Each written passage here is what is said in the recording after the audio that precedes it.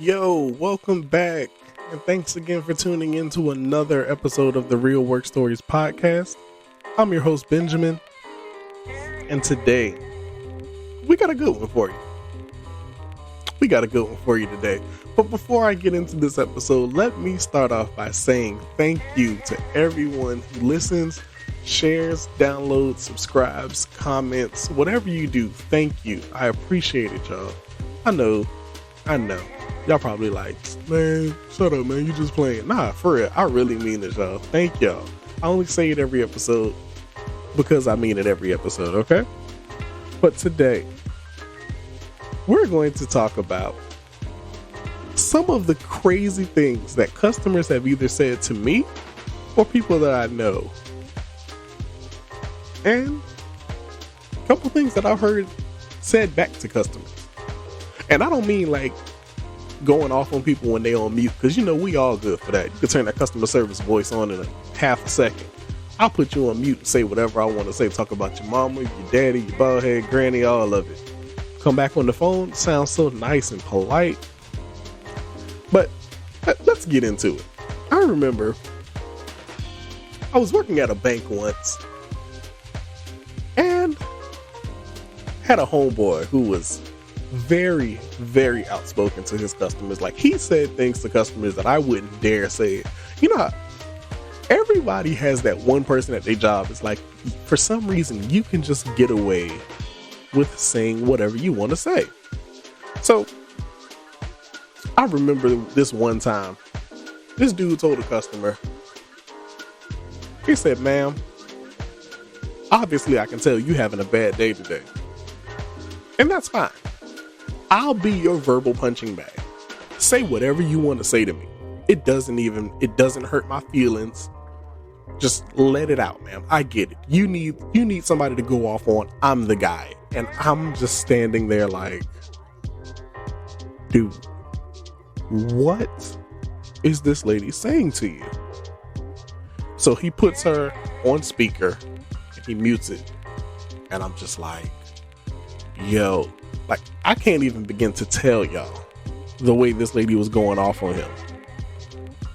But then she had to stop and realize, like,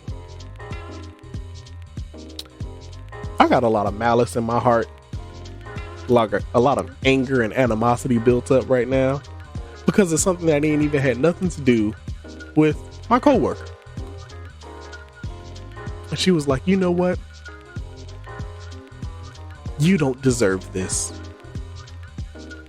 And I was like, let me had said that, my customer would have gave it to me from the beginning to the end, from the top to the bottom. But he somehow got this lady to calm down by telling her he would be her punching bag. And you know, that actually reminds me, working at this same cell phone company I keep bringing up, it's the same one, y'all.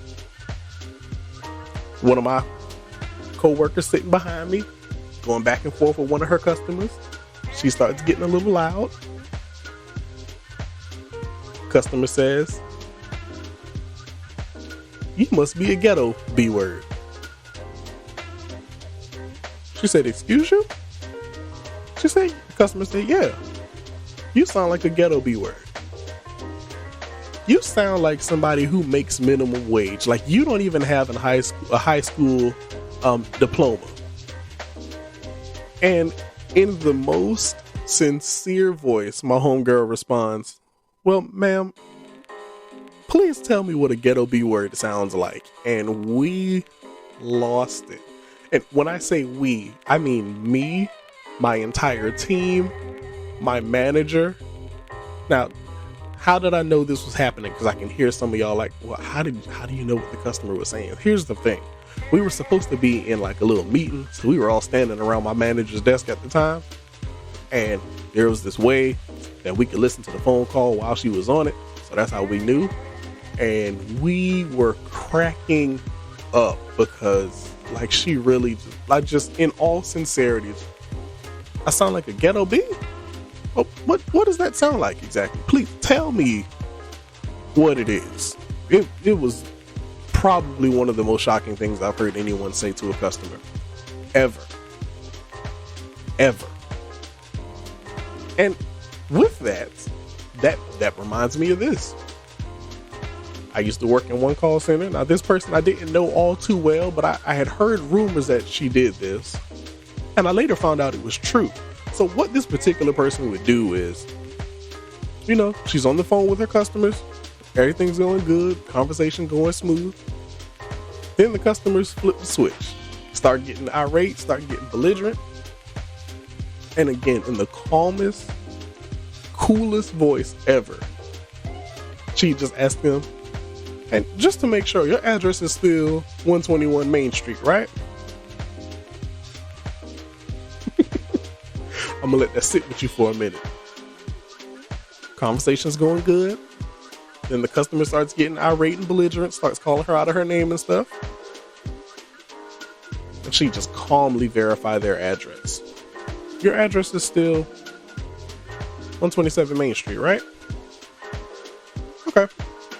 And then the customer would catch on like, wait, what are you trying to say? Oh, nothing. I'm just making sure we got the right information on file. Back to this bill we were talking about. So the reason why, yada, yada, yada. And it was just that quick second reminder that customers needed, like, oh crap, this person knows where I live. And if they wanted to, they could do something crazy. Now, I ain't telling you to do that. I'm just telling you what I've heard that people have done before. Okay? That's all I'm saying. Like, I probably shouldn't even tell y'all this. But you know what? I'll tell it. So, I once had a customer. Now, this is my personal situation. Customer told me, well, no, let me back up. So at this point in my career, I'm a supervisor for this particular cell phone company. Y'all, these people are crazy. I can't make this stuff up. And one of my agents is like, hey, my customer wants to talk to, you. They want to talk to my supervisor. I said, all right, cool. What's going on? So long story short, this customer wants a credit on his phone bill because he was not able to send text messages for 5 hours. I'm gonna say that one more time slowly. This customer wants a credit because he wasn't able to use his, actually, no, I don't think it was just text message. I don't think he could use the phone at all. But anyway, the point is he couldn't use it for 5 hours. Just 5 hours, right? Okay, cool. 5 hours, not 5 days, not 5 weeks, 5 hours. Okay. So I'm going through his account, doing my supervisory duties, following all the steps, the procedures and everything. As it turns out, he's right. He wasn't able to use the phone for 5 hours. I could prove it. I knew he couldn't use it for 5 hours. I said, cool. So he's like, so what are you going to do to credit my bill for this? Because, I should be compensated for this. I said, all right, you got a point. Proven issue. I can prove you couldn't use the phone. I see you didn't use the phone. Here's the thing. His bill is $39.99 a month before taxes.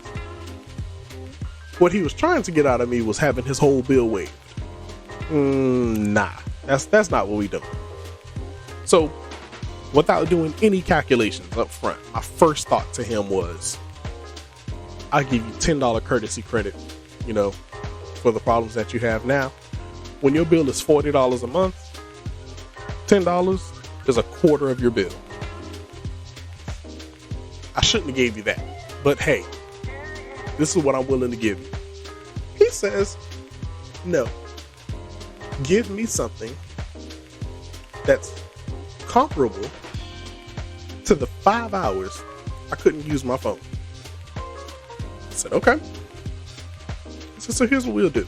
I said, do you have a calculator with you? He said, yeah. I said, great. I said, I'm gonna go over some numbers with you. We're gonna run some numbers real quick. I said, now, when I get to a number that you don't agree with, you let me know. Okay? I know it's a long story. Follow me here.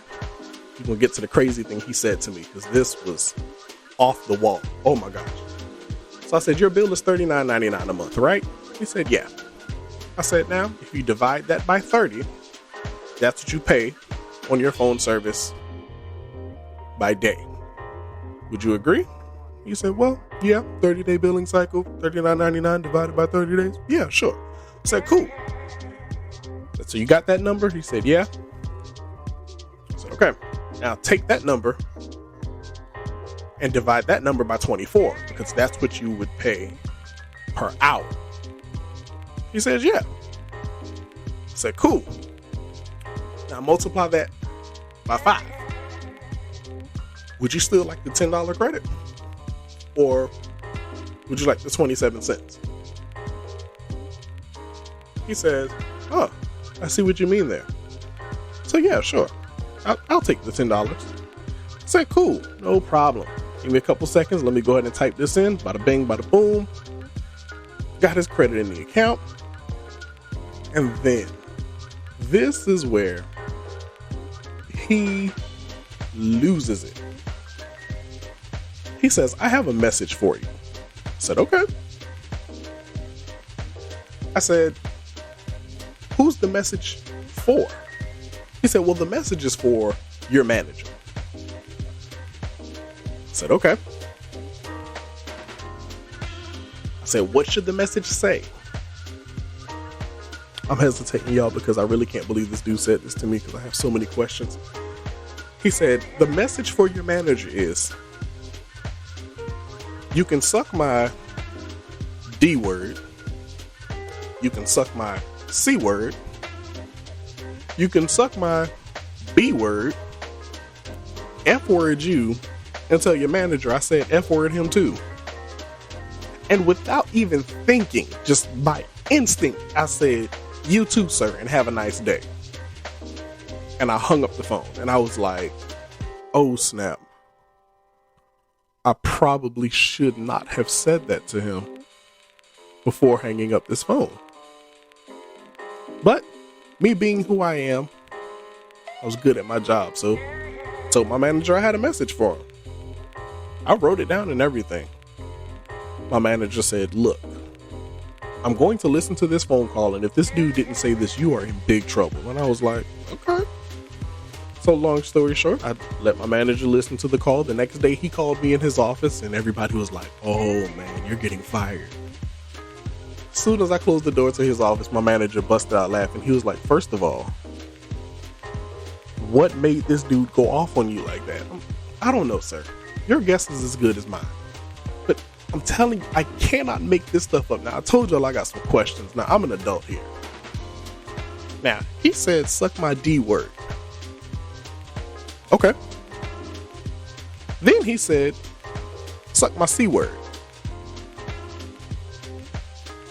Now, in case you're wondering, the C word is the one that rhymes with rock. It starts with a C. Anyway. And I was like, but wait a second. I thought that the D word and the C word both were referring to the same. Do you have two of them, sir? Because that's awkward.